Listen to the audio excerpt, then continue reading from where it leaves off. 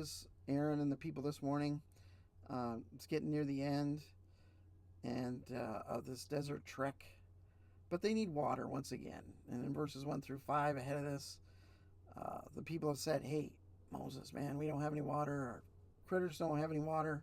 And doggone it, why did you bring us out here with a place with no water? This is terrible. Just bring us here to kill us." Uh, the last remnants of the rebel generation are rearing their head before they die. I guess I don't know, but they're giving him a hard time. So this is the context. Moses and Aaron went from the assembly to the entrance to the tent of meeting and fell face down, and the glory of the Lord appeared to them. What a great thing, man. Just to fall face down before the Lord and his glory just radiates all around you. Tremendous, right? Um, the Lord said to Moses, spoke right to him, "Take this staff," and we know from yesterday that staff is that amazing dead staff that God brought to life, and it was giving off almonds and everything. "Take this staff, and you and your brother Aaron gather the assembly together, speak to that rock before their eyes, and it will pour out its water. You will bring water out of the rock for the community so they and their livestock can drink." Now, I just noticed this. And it will pour out its water. You don't think of a rock as containing water, right? It will pour out its water. This is a very special rock. Pretty cool. Simple plan. Easy peasy. Take that almond staff that is the symbol of your authority and that my power to bring life out of death is with you. So take that staff, get everybody together, speak to the rock, say, "Hey, rock, we need your water," and it will give it. Easy plan. Piece of cake. And God is not upset, by the way. They're in a desert, so yeah, they're going to need water, and this is not an unreasonable request. Now, the way they couched it's, "She brings out here to kill us," that's unreasonable, but the request itself, entirely reasonable, and a need the Lord knows that it needs to be met. So, Moses took the staff from the Lord's presence, just as he commanded him. Step 1, he's on his way with that staff of life from death. He and Aaron gathered the assembly together in front of the rock. Still doing great. And Moses said to them, "Listen, you rebels.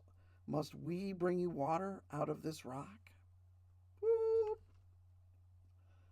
Moses' part in this easy peasy plan, his faith, is the little part, right? Must we bring you?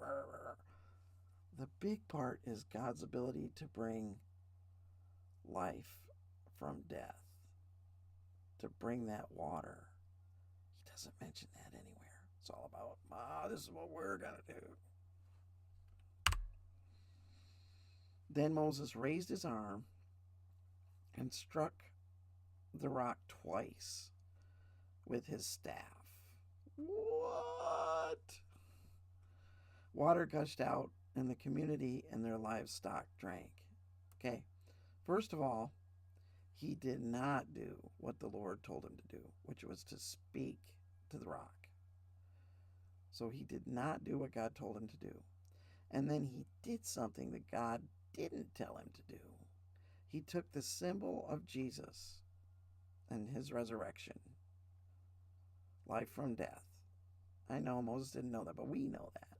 He took that symbol and he smashed it once, twice, on another symbol of Jesus, the giver of living water. He smashed one symbol of Jesus against another. And this did not bring glory to God at all. Moses had enough. He had the lousiest leadership job you could have. You're going to lead these guys for 38 years until all the rebels die. Terrible. If that's a job description, I'll take a hard pass, right? And he's done so well at it. This is the first time that we see Moses disobeying the Lord. In all of his almost 120 years, this is the first time we see him, when God gives a command, him disobeying. Moses hit the wall when he was hitting a rock. He's had enough. But the Lord said to Moses and Aaron, because you did not trust in me enough to honor me as holy in the sight of the Israelites, you will not bring this community into the land that I give them. Whoa. You mean he disobeys once and he's done? No.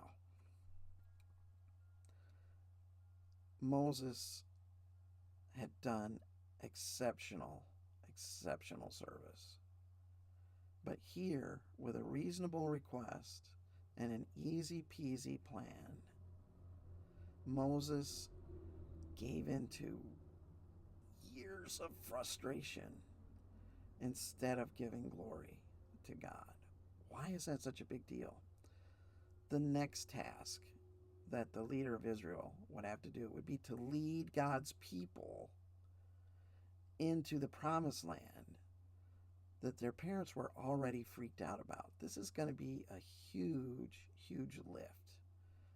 Yeah, God's going to do most of the lifting, but still, there's a huge lift for the leader. And Moses didn't have it anymore. He'd run out of juice. He was done. His days of service were done. It was going to take a fresh leader to take the people into the land. And Moses wasn't the guy anymore. So God retired him. As you've heard a little bit from my experience, God has set me aside from time to time and said, okay, you need to rest your buddy. You need to do something different. You need to clear your head. You need to get back tight with me. And then he's brought me back into service in his time and in his way. And the Lord is mighty in his ability to do that. May the Lord add his blessing to this reading of his word.